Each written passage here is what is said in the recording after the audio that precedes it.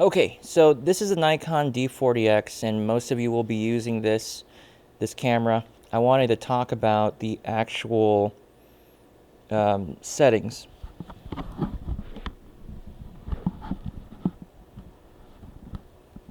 So here we go. To turn on the camera, there's a switch here, and you'll notice that there is a line that goes right here. Okay, this line right here. When you want the camera on, you just turn the dial to the right, and now the camera should be on. On the back of the screen, you'll notice it'll show some information, and that's actually very helpful to let you know exactly what settings your camera is on at that moment.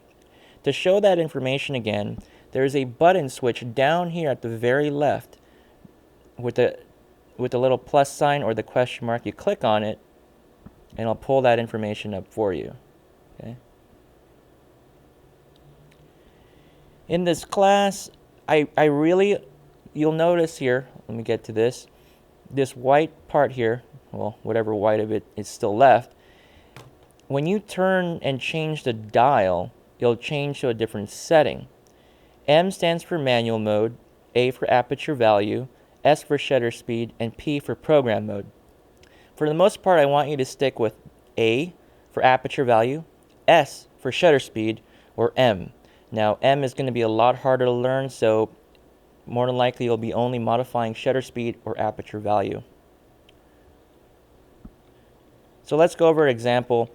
If you are in S mode, which stands for shutter speed, you activate this dial right here. Okay? If you move this dial, if I move that dial right here, you'll notice this number here continues to grow when I change it to the right. Okay?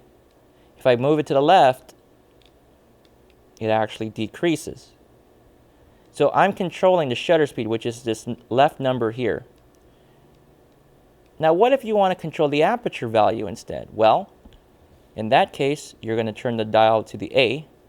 Once it's on the A, the camera has activated this dial here to change the aperture value only. So you can change the aperture value, and you'll notice the shutter speed change as well. So pay attention to the F number here. So I'm moving it to the right, 5.6, 6.3, 7.1. While you're changing that, the shutter speed is changing dependent on the actual f-stop number. Okay, so you can see that. So that allows you to adjust the aperture value. Why you might want to be able to control the aperture or the shutter speed at any given time, I'll go into that more in detail, but I just want you to know that that's how you adjust those settings. Remember the value of ISO? The way to adjust the ISO, and you'll notice it, that's 1600 right there. That number is your max ISO. To change the ISO, you have to press this function button right here. You actually have to hold it down. So you're going to push that function button inward. And while you're pushing it, you'll notice that the 1600 here turns yellow, and you see a value here. Okay. Actually, that's a different value you're dealing with, but that 1600 shows up. So if you turn to the left, the value decreases. Zoom in here. Okay. So as I turn to the left, it decreases. I turn to the right, it increases. Very simple. And I said 1600 is native. HI1 is an additional setting. You don't really want to go to that one. So that's how you adjust shutter speed, aperture value, and ISO on the camera.